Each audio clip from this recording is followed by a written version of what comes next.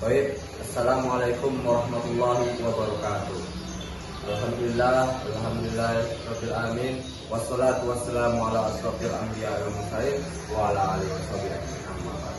Pertama-tama mari kita panjatkan puji dan syukur kepada kehadirat Allah Subhanahu wa taala yang mana beliau telah memberikan kita nikmat dari nikmat kecil sampai nikmat besar. Dan tak lupa mari kita bersolawat kepada baginda alam yakni Habibana wa Nabiyana wa Maulana Muhammad sallallahu alaihi wasallam. Baik, perkenalkan nama saya Nafri Romdan Maulana, NIM 2311010047. Pada presentasi kali ini saya ingin membawakan judul tentang dinasti Umayyah di Damaskus. Sebelum kita masuk ke dalam inti pembahasan, saya ingin menjelaskan tentang masalah dan tujuan. Masalah yang pertama yaitu kapan berdirinya Daulah Bani Umayyah. Itu masalah pertama. Yang kedua, bagaimana karakteristik dan kebijakan Daulah Bani Umayyah. Yang ketiga, di mana saja wilayah Islam pada masa Bani Umayyah. Yang keempat, apa saja kemajuan dan faktor yang mendukung kemajuan Bani Umayyah. Dan adapun tujuan saya menulis artikel ini yaitu untuk menjelaskan kapan berdirinya Daulah Bani Umayyah satu di Damaskus. Yang kedua, menjelaskan bagaimana karakteristik dan kebijakan Daulah Bani Umayyah. Yang ketiga, menjelaskan di mana saja wilayah Islam pada masa Bani Umayyah satu. Yang keempat, menjelaskan apa saja kemajuan dan faktor yang mendukung kemajuan. Yang kelima, menyebabkan bagaimana runtuhnya Daulah Bani Umayyah satu di Damaskus dan apa penyebab. Sebelum kita masuk ke dalam inti pembahasan, saya ingin memberitahu latar belakang dinasti Umayyah. Latar belakang dinasti Umayyah yaitu berdiri pada tahun 41 Hijriah atau 661 Masehi yang didirikan oleh Muawiyah bin Abi Sufyan. Ia adalah gubernur Syam pada masa pemerintahan Umar bin Khattab dan Utsman bin Affan. Bani Umayyah adalah sebuah nama yang diadopsi dari nama salah satu seorang tokoh kabilah Quraisy pada masa jahiliyah, yaitu Muawiyah ibnu Abdi Asyam ibnu Abdi Manaf ibnu Al-Quraisy Al-Manawi. Jadi Muawiyah bin Abi Sufyan ada keterkaitan dengan Rasulullah SAW pada kakeknya yaitu Abdul Manaf. Dan dinasti Umayyah dinisbahkan kepada Muawiyah ibnu Abi Sufyan ibnu Harb dan ibnu Umayyah ibnu Abdi Asyam yang merupakan pembangunan dinasti Umayyah dan juga khalifah pertama yang memindahkan ibu kota kekuasaan Islam dari Kufah ke Damaskus. Pada masa pemerintahan Khalifah Ali bin Thalib, terjadi pertempuran Ali dengan Muawiyah di Siffin. Perang ini diakhiri dengan tahkim, tapi ternyata tidak menyelesaikan masalah, bahkan menimbulkan adanya 3 golongan. Yang pertama Khawarij yang keluar dari barisan Ali. Umat Islam menjadi terpecah menjadi 3 golongan politik yaitu Muawiyah, Syiah, Khawarij. Dengan demikian berakhirlah masa Khulafaur Rasyidin dan mulai kekuasaan Bani Umayyah dalam semangat politik Islam. Kekuasaan Bani Umayyah terbentuk pemerintahan yang bersifat demokratis berubah menjadi monarki hierarkis, yaitu kerajaan turun-menurun. Oke, kita masuk kepada pembahasan yang pertama, yaitu tentang berdirinya Daulah Bani Umayyah satu di Damaskus. Daulah Bani Umayyah berdiri pada tahun 41 Hijriah atau 661 Masehi. Didirikan oleh Muawiyah bin Abi Sufyan. Ialah adalah gubernur Syam pada masa pemerintahan Umar bin Khattab dan Utsman bin Affan. Selama ia menjadi gubernur, ia telah membentuk kekuatan militer yang dapat memperkuat posisinya di masa-masa mendatang. Ia tidak segan-segan menghamburkan harta kekayaan untuk merekrut tentara bayaran yang mayoritas adalah keluarganya sendiri. Bahkan pada masa Umar bin Khattab, ia mengusulkan untuk mendirikan angkatan laut, tetapi Umar menolaknya. Dan angkatan lautnya berhasil didirikan ketika masa pemerintahan Utsman bin Affan. Bani Umayyah adalah sebuah nama yang diadopsi dari nama salah seorang tokoh kabilah Quraisy pada masa Jahiliyah, yaitu Umayyah ibnu Abi Asyam ibnu Abdul Manaf ibnu Qusay al-Quraisy al-Mawi. Dinasti Umayyah dinisbatkan kepada Muawiyah ibnu Abi Sufyan ibnu Harb ibnu Umayyah ibnu Abdul Sam yang merupakan pembangun dinasti Umayyah dan juga khalifah pertama yang memindahkan ibu kota kekuasaan Islam dari Kufah ke Damaskus. Itu pembahasan pertama, yaitu tentang berdirinya Daulah Bani Umayyah satu di Damaskus. Yang kedua, yaitu masalah yang kedua itu bagaimana karakteristik dan kebijakan Daulah Bani Umayyah. Karakteristik dan kebijakan Daulah Bani Umayyah ada 6. Yang pertama, memindahkan ibu kota dari Madinah ke Damaskus, yaitu yang disebut sekarang kota Syria. Yang kedua, merubah sistem pemerintahan menjadi monarki atau absolut, yaitu kerajaan yang turun-menurun. Yang ketiga, penguasaan militer dan kebijakan ekspansi. Yang keempat, penataan administrasi negara. Yang kelima, kemajuan di bidang arsitektur. Yang keenam, gerakan penerjemahan dan Arabisasi. Adapun pembahasan yang ketiga itu tentang wilayah Islam pada masa Bani Umayyah. Yang pertama yang saya akan jelaskan yaitu penaklukan ke arah timur. Muawiyah meluaskan kedaulatan Islam ke negara-negara sebelah timur hingga sampai negeri Sind, yaitu daerah Sungai Indus di India. Gubernurnya yang dipulsan yaitu Sa'id putra Utsman bin Affan. 43 diperintahkannya untuk menyeberangi Sungai Sihon untuk menaklukkan Samarkand dan Sugahada, yaitu Sogdiana. Perang kedua negeri itu tunduk di bawah kekuasaannya. Jadi penaklukan ke arah timur itu menaklukkan India dan Samarkanda dan Sugda untuk penaklukan ke arah timur. Dan lanjut yaitu penaklukan perang melawan Bizantium. Imperium Bizantium senantiasa mengerahkan laskarnya menjarah ke negeri-negeri yang diperintah oleh Daulah Islam. Oleh sebab itu, Muawiyah bin Abi Sufyan mempersiapkan laskarnya untuk memerangi imperium itu dari darat dan laut. Untuk melaksanakan pekerjaan yang berat ini agar berhasil, maka ia memerintahkan angkatan perang memerangi orang-orang Bizantium terus-menerus, baik di musim dingin maupun di musim panas. Angkatan perang Muawiyah dapat mengalahkan tentara Bizantium dalam beberapa pertemuan di Armenia dan di Asia Kecil.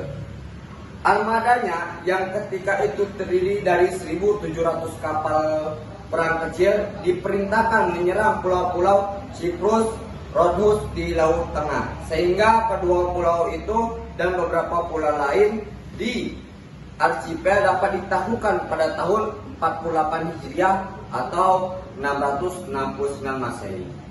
Muawiyah melengkapi angkatan perangnya yang dipimpin oleh Panglima Sufyan bin Auf beserta pasukan armada di bawah pimpinan Laksamana Fadalah al-Ansori untuk menyerang Konstantinopel, ibu kota Bizantium.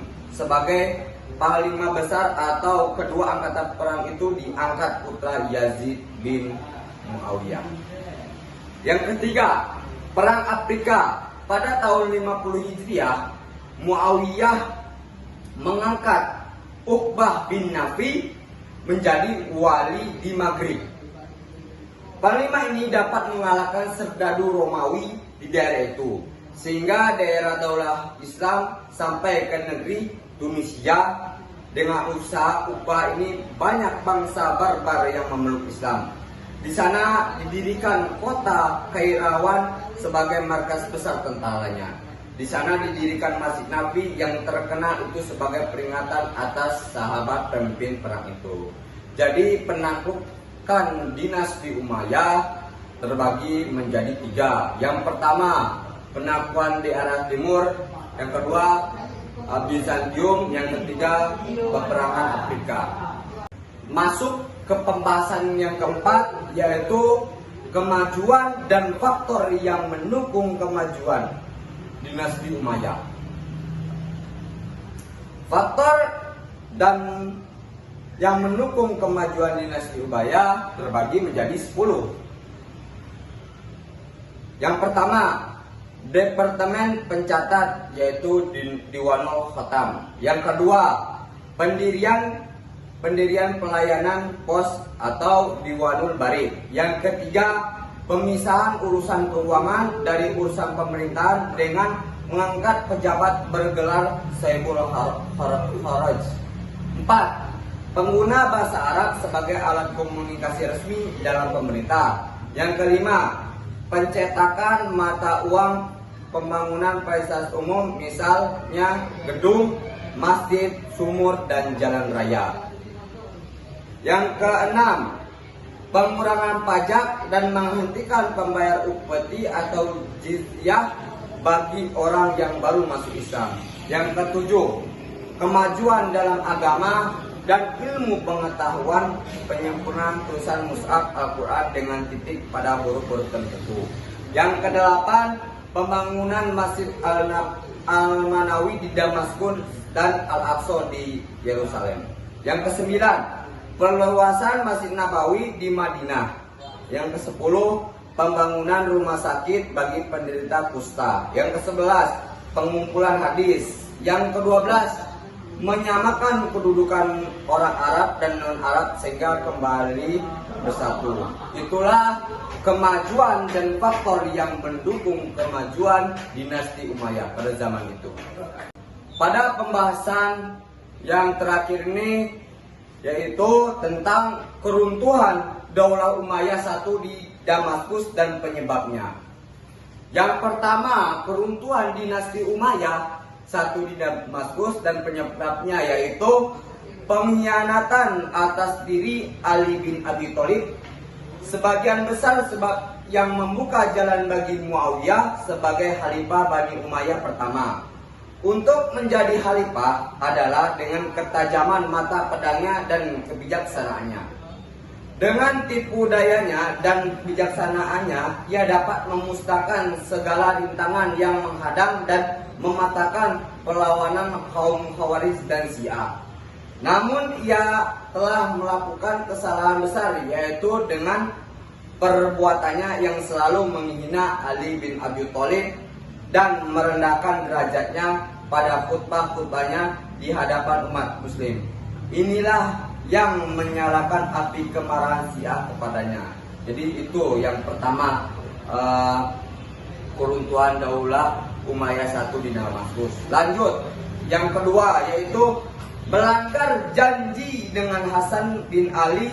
Kesalahan yang kedua ialah pelanggaran atas janji yang ia ingkarkan kepada Hasan bin Ali, yaitu bahwa pengangkatan khalifah sepeninggalnya harus diserahkan kepada permusyawaratan umat muslim. Janji ini telah dibatalkan dengan pengangkatan Yazid sebagai putra mahkota. Inilah yang menyebabkan terjadinya perang Karbala dan terbunuhnya Husain bin Ali. Peperangan yang sangat mengenaskan hati umat Islam sehingga mereka banyak yang memihak pada keturunan Ali dan Fatimah. Peristiwa itu pula yang menyebabkan api pemberontakan dan huru-hara di mana-mana menentang kekuasaan Bani Umayyah. Abdullah bin Zubair memberontak di Makkah. Mukhtar bin Ubaid durhaka di Irak. Syiah menghidupkan perlawanan di mana-mana, sehingga sendi singgasana Bani Umayyah menjadi goyah. Memang ketika kerajaan sedang kuat, mereka bisa ditindas, tapi gerakan itu bagaikan api dalam sekam. Ia tetap selalu menyala. Peraturan yang dibuat oleh Muawiyah menjadi pangkat khalifah menjadi turun-temurun dalam keluarga Bani Umayyah. Padahal keturunan Nabi pun tidak memperoleh perangkat itu. Peristiwa yang juga menyakiti hati umat Persia juga yang menimpa Ali Zainuddin Abidin bin Husain bin Ali, yang mana ibundanya adalah putri Yazdazid Kisra Persia yang sangat dimuliakan di Persia. Oleh karena itu, keturunan Husain bin Ali menjadi termulia dan terutama sekali menurunkan keyakinan orang Persia. Karena turunan itu merupakan pertalian keluarga Nabi dengan keluarga Kisra.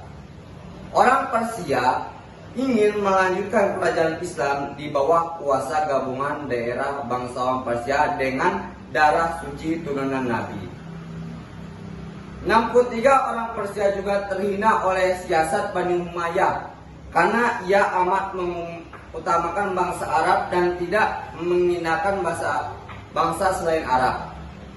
Pangkat agama Islam diwajibkan juga membayar jizyah, dan tentara yang bukan bangsa Arab tidak diberi hak menerima pembagian harta rampasan perang sebagai tentara Islam, sekalipun agama Islam telah membentangkan hak persamaan di antara kaum muslim. Jadi itu yang kedua. Lanjut permasalahan yang ketiga, yaitu ta'assub jahiliyah Bani Umayyah menghidupkan kembali paham kebangsaan di masa jahiliyah, yaitu paham kebangsaan yang sempit yang tidak diizinkan oleh agama Islam. Pemberian khalifah atas suku tertentu tidak sama dengan yang diberikan kepada suku yang lain. Peristiwa ini sedemikian itu yang membuang peluang bagi Abu Muslim Al-Quraisy ini dalam usaha menegakkan Daulah Abbasiyah. Begitu pula kegemaran khalifah-khalifah terakhir Bani Umayyah yang banyak menghabiskan waktunya untuk bermain-main dan kemewahan yang tidak terbatas, sehingga mereka kurang mengacukan urusan kerajaan. Hal ini yang menambah kebencian umat Islam kepada pemerintahan keluarga itu. Ada adat istiadat istana Bizantium yang menimbulkan kerusakan batin banyak yang mereka tiru. Yang keempat, yaitu pengangkatan 2 orang putra mahkota. Pengangkatan 2 orang mahkota juga sangat buruk akibatnya. Putra mahkota yang lebih dahulu menduduki singgasana khalifah berusaha memecat saudaranya dan melantik putranya sendiri. Hal ini menimbulkan perpecahan dalam tubuh keluarga Bani Umayyah. Kemudian khalifah yang baru membalaskan dendamnya pada siapa saja yang membantu singgasananya. Oleh karena itu, perhatian dan simpati rakyat menjadi pudar. Mereka senantiasa menunggu kedatangan seorang pemimpin yang akan mempersatukan mereka untuk membalas dendam kepada keluarga Bani Umayyah. Di saat demikian, Abu Muslim muncul membawa suasana baru dan janji perbaikan di bawah bendera Bani Abbasiyah. Mungkin cukup sekian dari saya. Jika ada salahnya mau dimaafkan, jika ada benar itu hanya datang dari Allah Subhanahu wa taala. Mungkin cukup sekian. Wabillahi taufiq hidayah. Wassalamualaikum warahmatullahi wabarakatuh.